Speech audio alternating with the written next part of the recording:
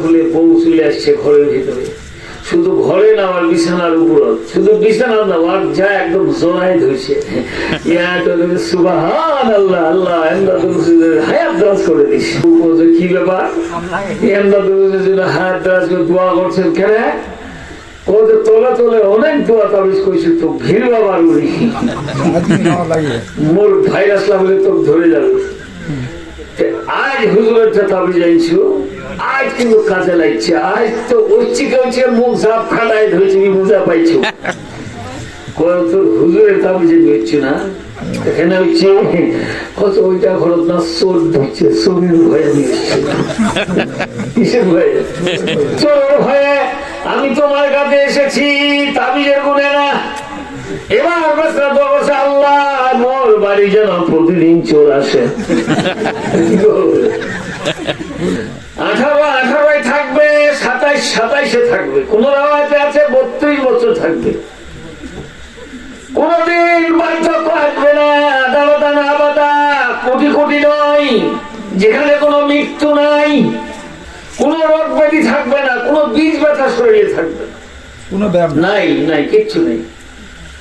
কোটি কোটি বছর গজে যাবে, কোন অসুখ বলা মুসিবত থাকবে না, কোনদিন বার্ধক্য হবে না, এমন খাবার পাবে, কোনদিন অভাবের সাথে দেখা হবে না। যা মনে মনে চাইবে সঙ্গে সঙ্গে হাজির হয়ে যাবে। এর নাম হলো জান্নাত। যা মনে মনে চাইবে তাই চলে আসবে। দেলোয়ার হোসেন সাহেব একদিন ওয়াজ করে বলতেছেন, ওনাকে নাকি একজন প্রশ্ন, হুজুর জান্নাত যে আমি যে হুকা চাই, হুকা আল্লাহ খিলাবে না? তার মানে এত হুকা খায়, ও চিন্তা হচ্ছে মিলবে দাঁড়িয়েছে আল্লাহ এমন নিয়ামত দিবে, এরকম গেন্দা জিনিস, হুকা বিলির মতো গেন্দা জিনিস এগুলো স্মরণে থাকবে না। সুবহানাল্লাহ। আমার ভাইরা, শুধু তাই নয়, এমন পানি পান করানো হবে সারা বান্তাহুরা, কোনদিন পিপাসার সাথে দেখা হবে না। এমন খাবার দিবে খাইতে খাইতে খাওয়া শেষ, এত খানা আল্লাহ রুচি দিবে, খাবে আর ঘামের সাথে উড়ে যাবে, মেশকাম্বরের ঘাম ঘামের মধ্যে আসবে। সুবহানাল্লাহ সুবহানাল্লাহ। বলছে আরো খাবার দাও। ফেরেশতা বলবেন, বান্দা বলবে, ওই যে তোমাকে প্লেট গুলা দেওয়া হয়েছে খাদ্যের, খাদ্য শেষ করে ফেলেছে, এখন প্লেট গুলা খাও। প্লেট কেমন খাও দেখো না। এবার প্লেটটা যখন মুখে দিয়ে চাবাচ্ছে, এমন সুস্বাদু আল্লাহ করে দিয়েছে। খাসির কলিজা খাইছেন না, খাসির সিনা খাইছেন না, এটা তো দুনিয়ার জিনিস।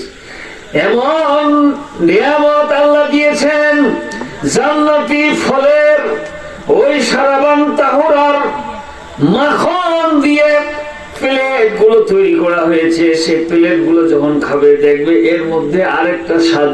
সুবহানাল্লাহ। খাইতে খাইতে সব ভাণ্ড গুলো খেয়ে ফেলবে, পেট তো ভরে না, এখন আরো খাই, পেটের ক্ষুধা বাড়তেছে। বলছে এবার দস্তরখান দাও, এই মোটা দস্তরখানা। বলবে দস্তরখানাটা খাও, বলছে এটা খাওয়া যায়, বলছে খাও না। এবার রুটির মতো ফলকটাইয়া ছিঁড়ে যখন মধ্যে জান্নাতি লক্ষ ফলের রস দিয়ে, লক্ষ লক্ষ ফলের সুস্বাদু দিয়ে এটার একটা আচার তৈরি করা হয়েছে। সুবহানাল্লাহ। এত স্বাদ, ওটাও খাই ফেলবে। আলহামদুলিল্লাহ। খাওয়ার রুচি আল্লাহ এমন দিবে, জিন্দেগিতে লক্ষ কোটি কোটি বছর কোনদিন পেটের গোলমাল হবে না। সুবহানাল্লাহ। এটার নাম হলো জান্নাত। জান্নাতে যেতে হলে আসসালাতু মিফতাহুল জান্নাত, নামাজ কায়েম করতে হবে। সুবহানাল্লাহ সুবহানাল্লাহ। নবী মুসাকে বলছিল, মুসা তোমাকে এত নিয়ামত দিলাম, হাজার হাজার নিয়ামত, বলো কোন নিয়ামতটা সবচাইতে তোমার কাছে ভালো লেগেছে? নবী মুসা বললেন, আল্লাহ আমার কাছে সব চাইতে বড় নিয়ামত হলো মউত। তার কারণ না মরলে জান্নাতে যাওয়া যাবে না। জান্নাতে যেতে হলে মৃত্যু লাগবে। এই জন্য মুমিনদের জন্য মরটা হলো তোহফা, আল্লাহর পক্ষ থেকে হাদিয়া। মুমিনের জন্য খুশি, তার কারণ শুধু ইস্পার উস্পার মরবে আর জান্নাতে যাবে। এই নাসব পৃথিবীর এই সমস্ত ঝামেলা থেকে মুক্ত হইয়া ওই আরামের জান্নাতে কোটি কোটি বছর থাকবে। সুবহানাল্লাহ।